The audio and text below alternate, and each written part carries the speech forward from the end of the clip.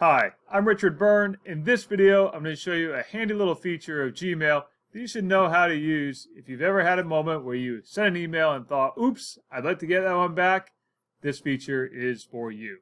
So let's go up here to the settings in my inbox, and let's go to See All Settings.